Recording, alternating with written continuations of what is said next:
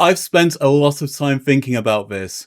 Why does iRacing feel fundamentally different in VR?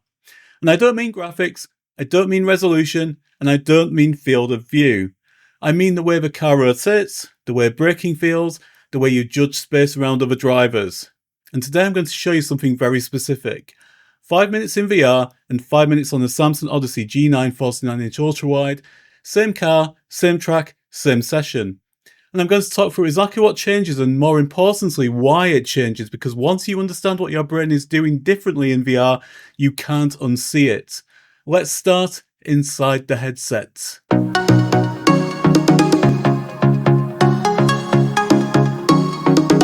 If you're watching this video, then you are a sim racer, just like me. You are literally curious as to what sim racing in virtual reality is all about. And as I look around this Porsche 992 GT3 on the starting grid, ready to go, let me just say the first thing is that you are not literally a sentient being sat on a sim rig looking at a monitor or a series of monitors. You are actually within this vehicle. That itself is an absolutely incredible experience, but it gets far better than that, because I've been sim racing now for a number of years, and I've been sim racing in virtual reality also for a number of years in this particular title. There has never been a better time to get into virtual reality than there is now. Not only do we have this absolutely incredible experience in the Pimax Super Micro-OLED, so the visuals in this are just absolutely stunning. The performance in this is just absolutely stunning, because we also have some incredible features in this incredible VR headset, such as dynamic foveated rendering with incredible eye tracking by Tobii, who are an industry leader in eye tracking technology. But on top of that, that dynamic foveated rendering is so incredible. I cannot see any aliasing, any loss of distortion or anything outside of my vision as to wherever I'm looking, because it works so quickly that it renders a far higher quality the area you are looking at than the outside areas that you are not looking at, which is exactly the way that the human eye works. Now, I've seen foveated rendering in some headsets in the past, such as the Quest Pro, but let's just say that nothing comes close to this. This is desktop quality visuals at desktop quality frame rates. I'm getting 90 FPS at 90 Hz, and it is just a buttery smooth, absolutely incredible experience. And I'm also recording on the same PC as well. I've got oodles of performance on the table, and everything is electric, everything. Now, the actual sense of 3D perception that you would get naturally driving a vehicle, when you're in a vehicle and you are actually within the vehicle itself, which is where my vision is, I'm not sat looking at a monitor in front of me trying to judge distances and trying to judge braking markers and trying to see where the apex is. I can judge it absolutely perfectly in this.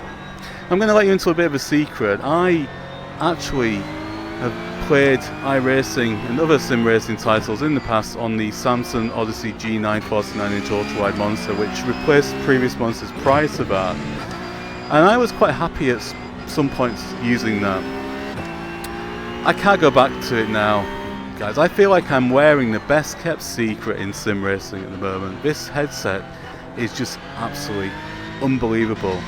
And hopefully that's coming through in this video so far. So what we're going to do in this video, I'm going to be showing a brief section of driving in this section here at the Nürburgring Nordschleife in this vehicle, the Porsche 992 GT3.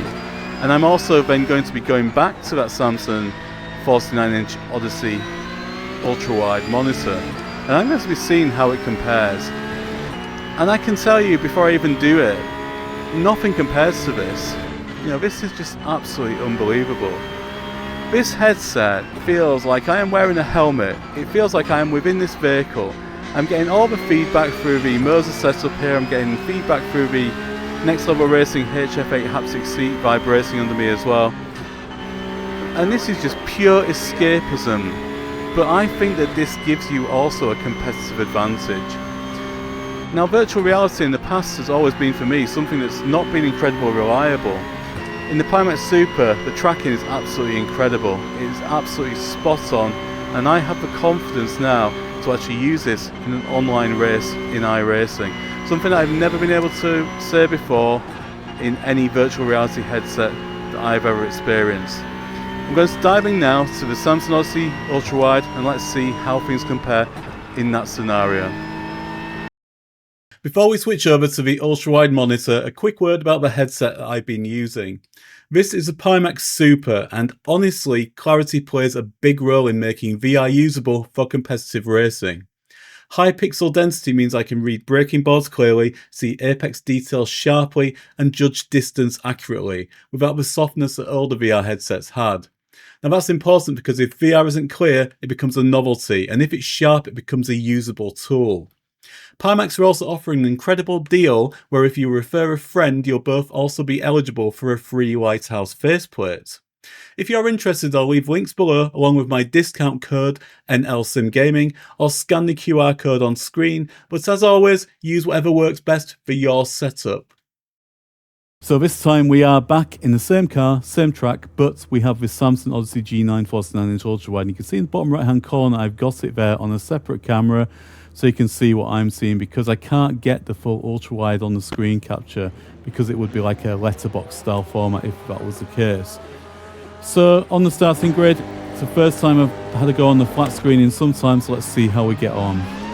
So a good start, but straight away I'm looking to my left to glance down at that left hand mirror, and I can't see what's in that left hand peripheral view there because I can't move my head around to look around like I can in a virtual reality experience. So straight away, -1 for the ultrawide experience, and I'm really feeling like I'm almost in like a third person type of experience here. So of course I've got the sim rig I'm on here, and the ultrawide monitor is perhaps about 2 feet away from me, something like that.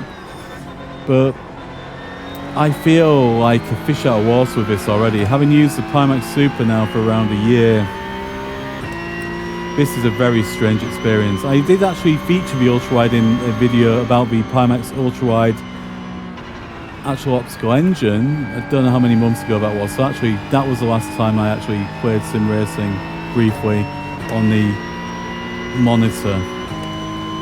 So you could check that out if you want to see that separate video. I'll link it at the end of this one. But how does this feel? And I think feeling for me is what sim racing is all about.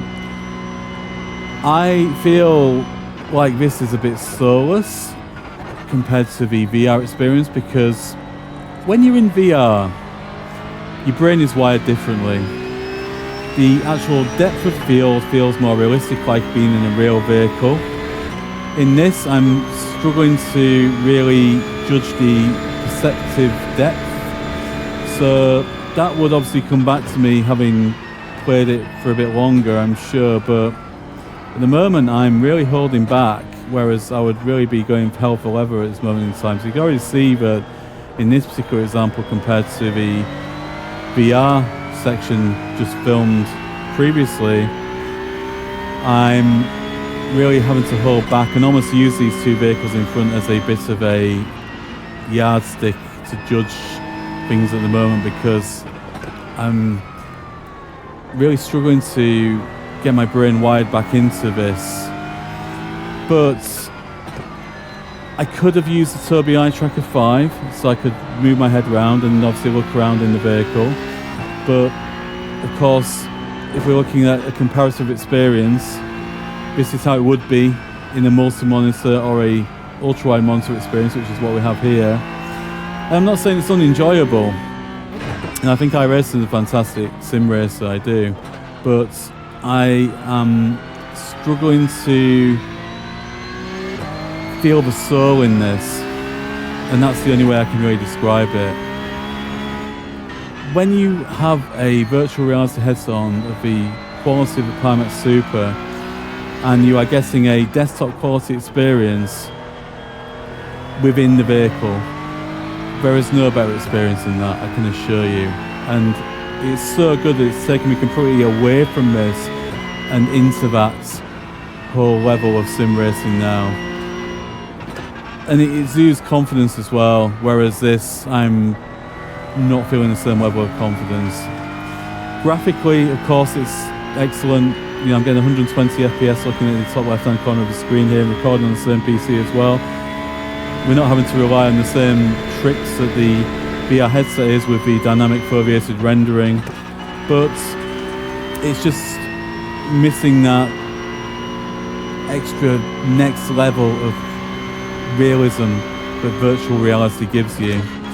I feel that it's far easier to judge the perceptive depth in virtual reality, which of course it is going to be, but it's just not the same, guys. It's not. And I have no regrets whatsoever moving from the flat screen experience and moving into virtual reality.